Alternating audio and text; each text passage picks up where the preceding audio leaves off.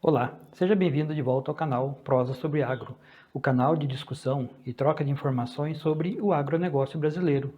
Hoje, o tema da nossa prosa será altas produtividades, e esse tema é tão interessante que a nossa prosa provavelmente vai ficar um pouco longa. Então, para a gente conseguir encaixá-la nas redes sociais e também para não ficar um vídeo muito longo para assistir de uma vez, a gente vai dividir essa prosa em 4 ou 5 partes, que serão liberadas diariamente nos próximos dias. Então, vamos começar logo para não incompridar ainda mais a nossa prosa. Para começar, responde uma coisa. Quando você vai visitar um cliente, um produtor ou um agricultor, você sabe exatamente o que seu cliente quer? Que produto ou serviço ele está buscando?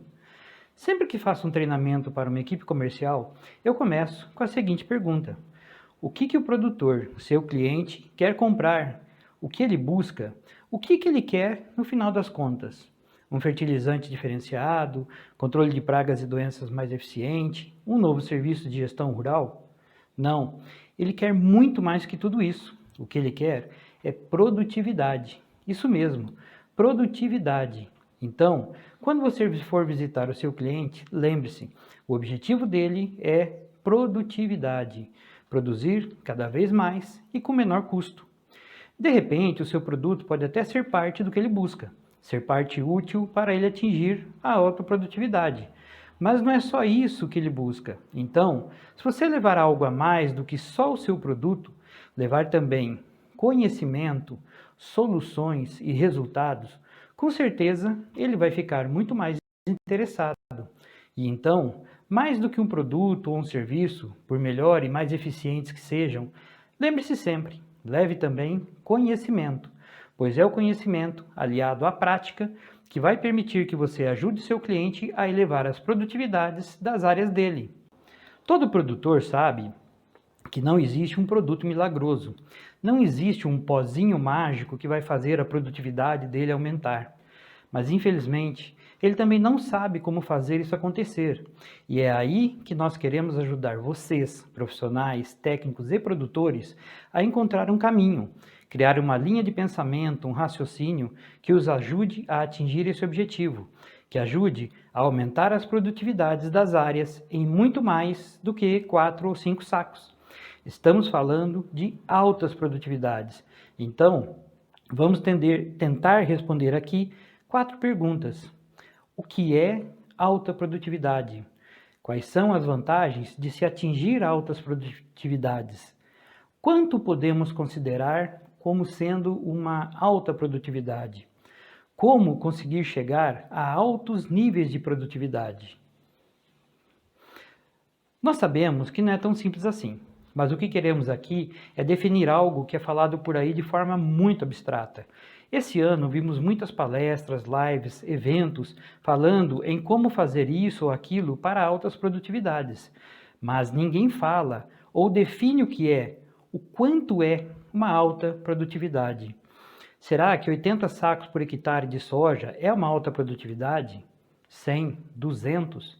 Para responder todas essas perguntas, precisamos fixar alguns conceitos, rever algumas definições que serão importantes para essa e para as nossas futuras prosas. Primeiro, vamos relembrar a diferença entre área cultivável e área cultivada. Existe muita confusão entre esses dois termos, e essa confusão que gera muita acusação contra o agronegócio como sendo uma atividade destruidora do meio ambiente.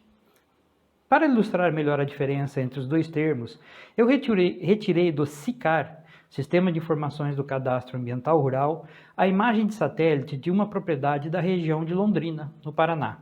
O sistema, por questões de segurança, não expõe o nome do produtor, apenas algumas informações importantes, principalmente sobre o uso das áreas da fazenda. Neste caso, esta propriedade possui uma área total de quase 679 hectares, sendo que 173 hectares são de vegetação nativa, pouco menos de 1 hectare de servidão e 492 hectares de uso consolidado, que é a área disponível que o produtor tem para cultivar a terra, ou seja, é a área cultivável da propriedade rural. Então, área de uso consolidado é a área cultivável. Nessa foto, podemos ver claramente as áreas de mata, em verde escuro, e a área cultivável, em verde claro, variando para bege.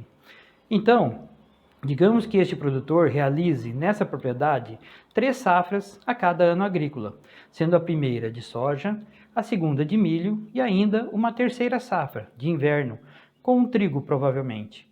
E ainda que ele plante a cada uma dessas safras a área cultivável total, ou seja, toda a área consolidada. Então, a cada safra, ele planta os 492 hectares disponíveis. Assim, ao longo de um ano agrícola, ele planta 3 vezes, ou 3 safras, todos os 492 hectares. Portanto, em um ano agrícola, ele planta ou cultiva uma área total de 1.476 hectares.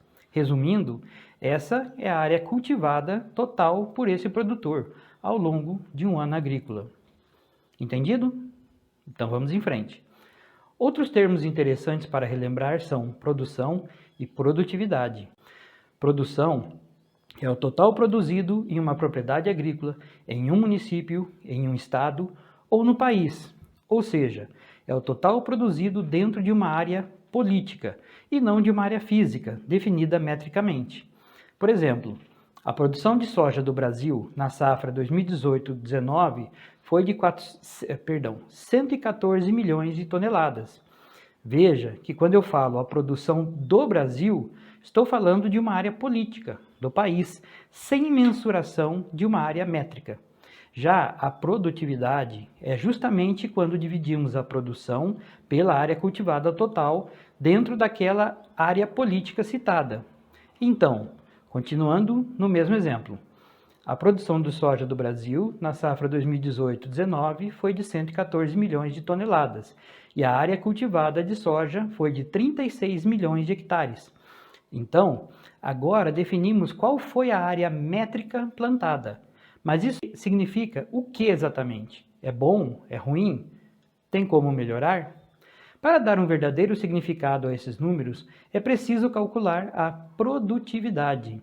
Ela sim vai expressar se esses números são bons ou ruins, e isso é feito dividindo a produção pela área cultivada, por aquela cultura.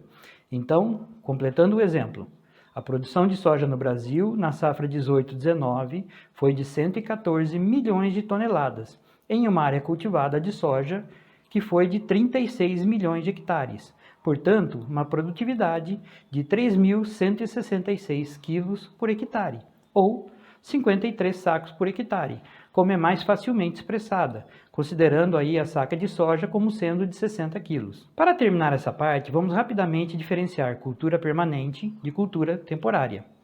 Cultura permanente é aquela que não precisa ser replantada após a colheita. Ela vai novamente frutificar e produzir na mesma planta, como as frutícolas, o café, a seringueira e outras. Já a cultura temporária é aquela que, após a colheita, é preciso fazer um novo plantio para que se possa ter uma nova colheita, porque quando a cultura é colhida, a planta já está senescida ou então ela precisa ser sacrificada. Por exemplo, a soja, o milho, os grãos em geral sofrem senescência antes da colheita e com isso a planta morre. Já a mandioca, a batata, os tubérculos em geral são colhidos com a planta ainda viva, vigorosas.